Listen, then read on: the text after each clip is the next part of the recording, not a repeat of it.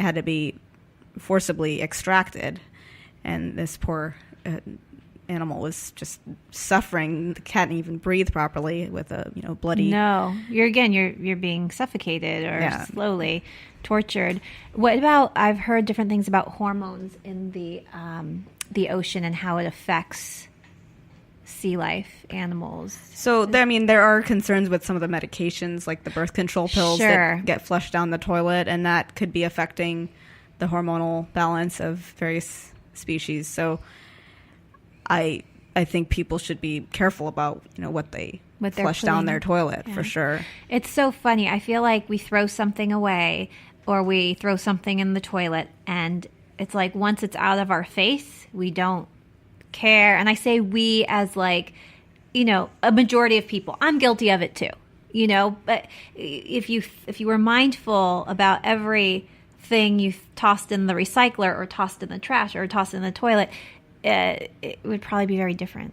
Right. Or if we thought, what if we had to live where this was ending up? Right. Or if people were taxed for, every time you throw a plastic bottle in the trash, you get a little tax for that. Maybe, sure. To incentivize people. Sure. A little fine.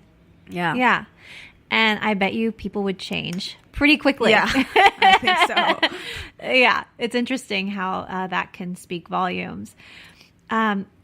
So we've talked about the ocean. What are your feelings? I've been watching a lot of shows and things about confinement in zoos and looking at that whole area as far as, treatment of animals there. What are your feelings on zoos?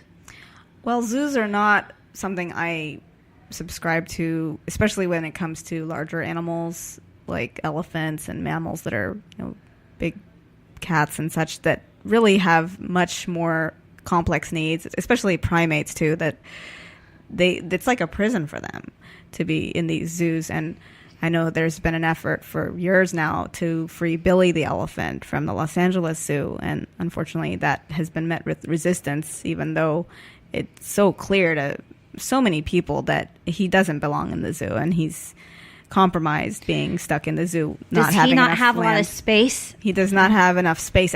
Compared to what they would have in the wild, it doesn't even come close. How did he get there? Or do we know some of his story, Billy's story, why he ended up in the zoo? Or I'm not sure in his case exactly how he got to the zoo, but in many cases, elephants are captured from the wild. To be placed in a zoo? Or they can be born in captivity in some cases also, but maybe their parents were captured or were captured from wild areas where. And a zoo and a sanctuary are different.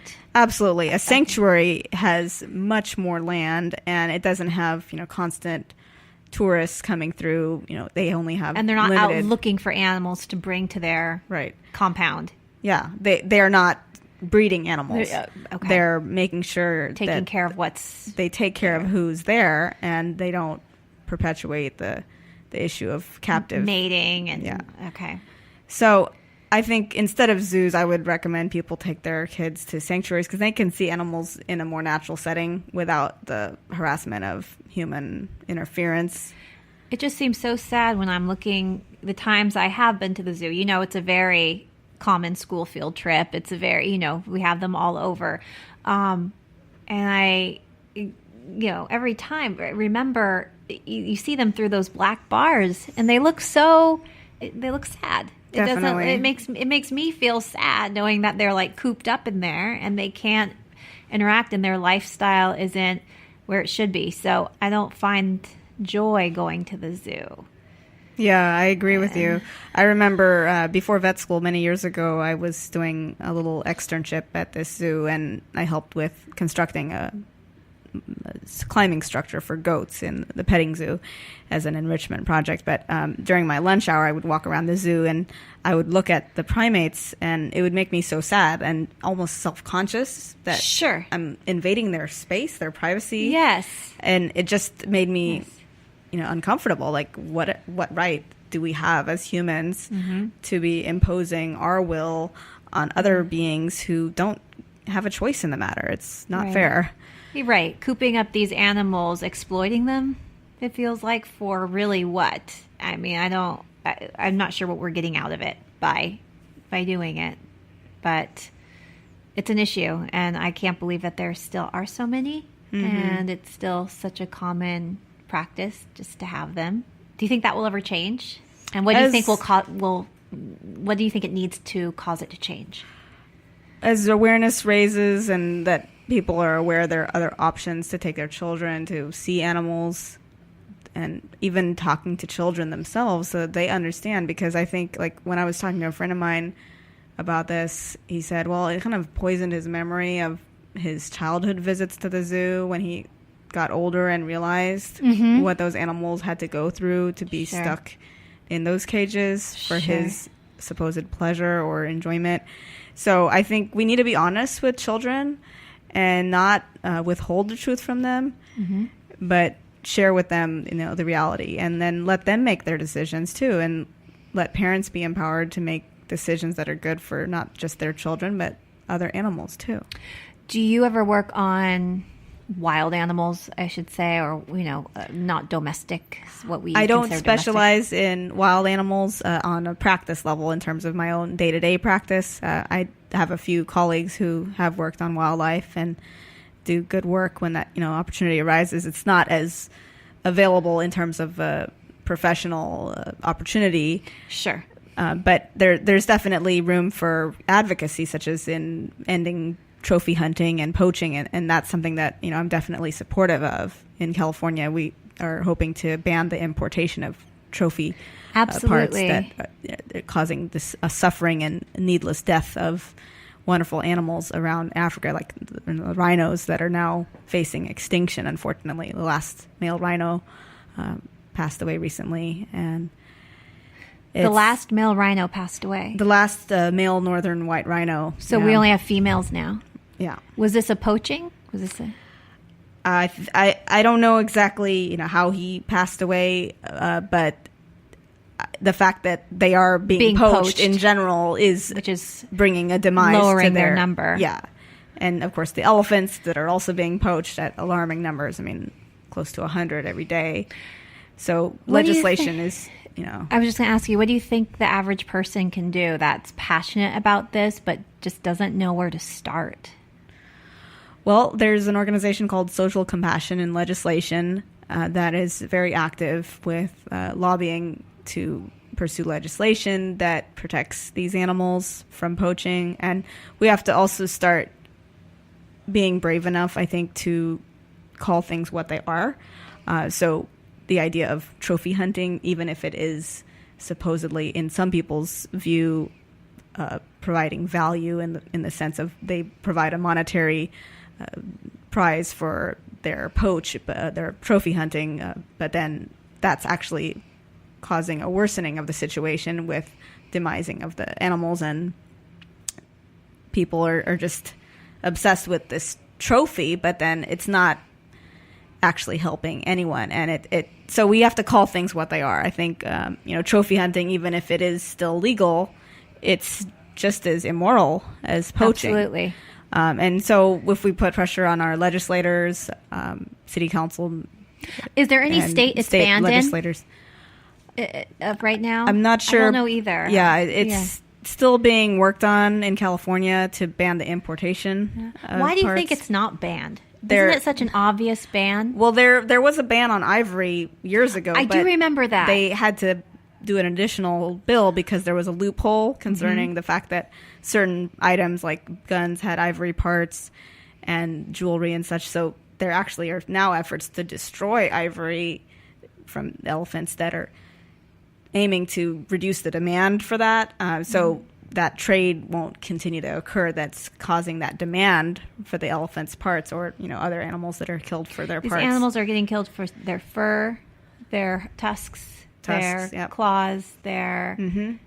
So far, in any country that we know of, is it illegal? Like just a straight up illegal ban? Like Yeah, I mean, I'm not sure what can be done other than continuing to put pressure on these companies and legislators, and not glorifying something that's a horrible thing, like calling it murder. Yeah, which is what it that's what it is versus exactly putting names on it. Right.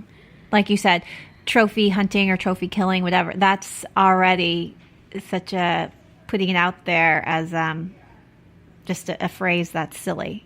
It's murder. It's minimizing the value of life, and it is murder. I agree with you. Of the meaning of what it really is. You also, I don't know how you find the time, but you also work with homeless people. Yes. And their pets. So can you tell us a little bit about that? Sure. Well, I volunteer with Angel Hunts for the Homeless. We actually have a gathering tomorrow in North Hollywood. It's the last Sunday of the month, and a lot of homeless people do have animals of their own, and some of them have rescued these animals. Some of them may have had the animals before they became homeless. And sure. Homelessness is a complex and difficult issue that there are many facets to, but not everyone is just some loser who has no motivation.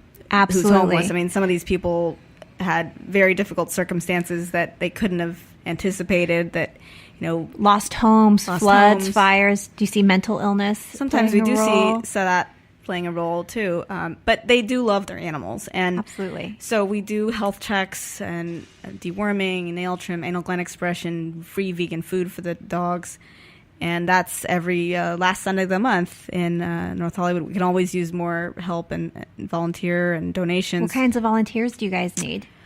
And donations? Donations of money, of course, to help with supplies, donations of blankets, shoes. We actually have a good supply of donations coming in for shoes and clothes that I'm going to be delivering tomorrow.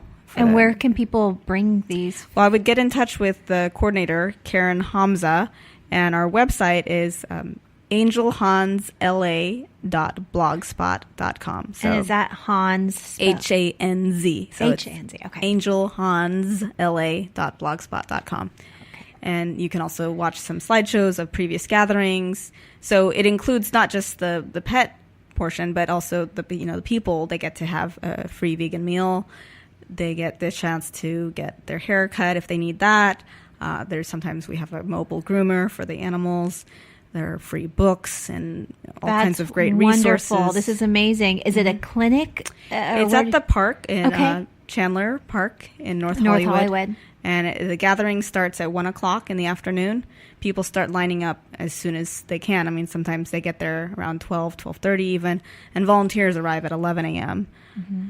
Karen, the coordinator, she gets there before then to get things set up. So it's a big effort. And then I finish up usually around 3 o'clock. So sometimes later. But yeah, we have a lot of animals who need help. And I was just going to ask, and do people bring their dogs and cats? Yeah, or do they have, and cats are kept in carriers, and we don't want them running off. So we put them ahead of the line so they get the attention they need. And then the dogs, we got a variety. And you guys will do checkups on the dogs and cats, whatever pets they bring, and make sure their health is well. And that is so great.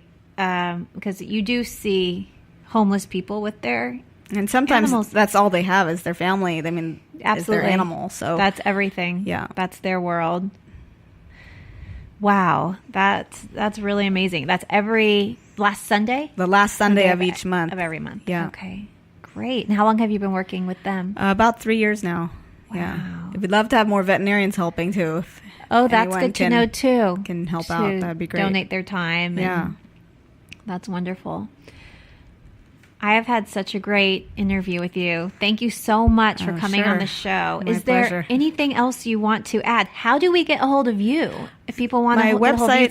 website, it's veganvet.net, and people can send me a message through my website if they're interested in setting up a house call appointment or a consultation. They can also submit that through the website. What is your area that you cover? West Side primarily, so Santa Monica, West LA, Brentwood, Venice, Marina del Rey, Culver City.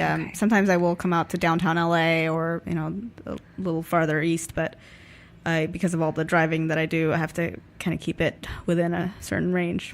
Absolutely. Is there any one super general important piece of advice you could give to pet owners that's just good to know? For pet guardians, I use the term. Pet guardians. I love that. Yeah. I allow them enough space to exercise, give them good food, brush their teeth if they'll let you. Oh, very nice. Sure. Try to get their teeth taken care of because oral hygiene is so